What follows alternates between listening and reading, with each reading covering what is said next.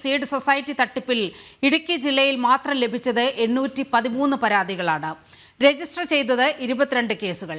തൊടുപുഴയിലും കരിമണ്ണൂരിലുമാണ് ഏറ്റവും കൂടുതൽ പരാതികൾ രജിസ്റ്റർ ചെയ്തത്. വിവരങ്ങളുമായി സുബിൻ തോമസ് ചേരുന്നുണ്ട്.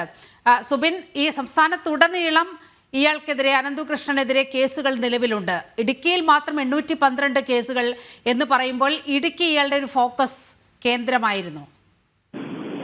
തീർച്ചയായും ഇടുക്കിയിൽ നിന്നാണ് ഈ അനന്തകൃഷ്ണൻ തട്ടിപ്പുകളുടെ എല്ലാം തുടക്കം എന്നുള്ളതാണ് ഏറ്റവും പ്രധാനപ്പെട്ട കാര്യം. ഇടുക്കി കാഞ്ഞാർ സ്വദേശിയാണ് ഈ അനന്തകൃഷ്ണൻ. ഈ വീടിനോട് സമീപത്തുള്ള പ്രദേശങ്ങളിൽ നിന്നാണ് ഈ തട്ടിപ്പിന്റെ ആരംഭം. ഈ വിവിധ സ്ഥലങ്ങളിൽ വിവിധ പേരുകളിൽ ഓഫീസുകൾ സ്ഥാപിച്ചാണ് തട്ടിപ്പ് അത്രയും നടത്തിയിരുന്നത്.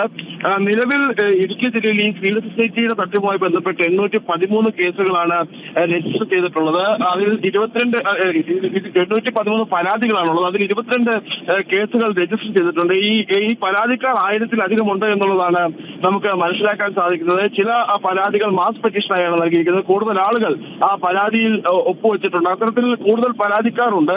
വലിയ രീതിയിൽ ഈ പരാതികൾ വീണ്ടും, അതായത് ഈ ഹൈറേഞ്ച് മേഖല കേന്ദ്രീകരിച്ച് കട്ടപ്പന ഉൾപ്പെടെയുള്ള പ്രദേശങ്ങൾ കേന്ദ്രീകരിച്ച് വീണ്ടും പരാതി വരാനുള്ള സാധ്യതയാണ് ഇപ്പോഴും ഉള്ളത്. ഇപ്പോഴും കൂടുതൽ ആളുകൾ പരാതി നൽകാൻ തയ്യാറാകാതിരിക്കുന്നവരുണ്ട്. അവരും നൽകാൻ തയ്യാറായാൽ ഇടുക്കി ജില്ലയിൽ ഇനിയും ഈ ഒരു തട്ടിപ്പിനിരയായവരുടെ എണ്ണം വർദ്ധിക്കുകയും കേസുകളുടെ എണ്ണം വർദ്ധിക്കുകയും ചെയ്യുന്ന സാഹചര്യം ഉണ്ടാകും. എന്തായാലും നിലവിൽ ഇതുമായി ബന്ധപ്പെട്ട് അന്വേഷണം നടന്നു വരികയാണ് എന്നുള്ളതാണ് പോലീസ് നൽകുന്ന വിവരം. കൂടുതൽ പരാതിക്കാരെ കണ്ടെത്തി വിവരങ്ങൾ ശേഖരിച്ച് അന്വേഷണം മുമ്പോട്ട് കൊണ്ടുപോകാനാണ് നിലവിൽ പോലീസ് തീരുമാനിച്ചിട്ടുള്ളത്. ഒരു പ്രത്യേക സംഘത്തെ നിയോഗിക്കണമെങ്കിൽ അത്തരത്തിലുള്ള കാര്യങ്ങൾ പരിശോധിക്കുമെന്ന് ഇടുക്കി എസ്.പിയും വ്യക്തമാക്കിയിട്ടുണ്ട്.